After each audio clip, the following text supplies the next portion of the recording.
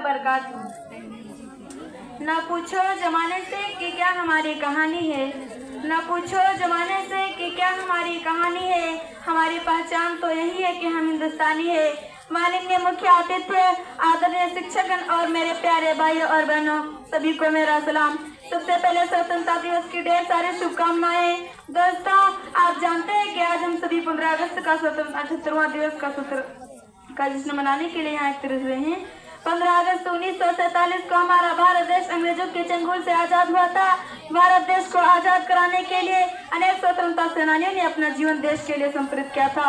मित्रों, आज हम सबसे पहले उन स्वतंत्रता सेनानियों को नमन करते हैं। यह दिन हमें महात्मा गांधी जी, सुभाष चंद्र बोस, भगत सिंह, मंगल पांडे, रानी लक्ष्मीबाई, लोकमान्य तिलक, चंद्रशेखर आजाद, पंडित जवाहरलाल नेहरू ऐसे सैकड़ों महान स्वतंत्रता सेनानियों के त्याग, तपस्या और बलिदान की याद दिलाता है।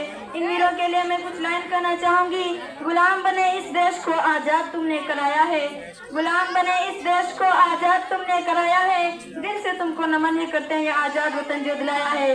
आज भी हमारे देश के जवान मातृभूमि की रक्षा के लिए सीमा पर खड़े हैं। 15 अगस्त का ये त्योहार हमारे मन में नई आशा, जोश और देशभक्ति का संचार कराता है। आजादी के बाद हमारे देश ने हर क्षेत्र में तरक्की की है, पर यह भी सच है कि अभी भी हमारा भारत देश आतंकवाद, भ्रष्टाचार और बेरोजगारी जैसी समस्याओं से लड़ रहा है। हम सभी को एक होकर इन समस्याओं को खत्म करना होगा। 15 अगस्त भारत देश भाषण का समापन एक शायरी से करना चाहूंगी।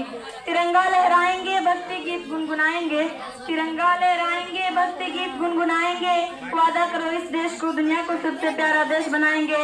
अब मैं अपनी वाणी को यहीं से विराम देती हूँ। जय हिंद, जय भारत।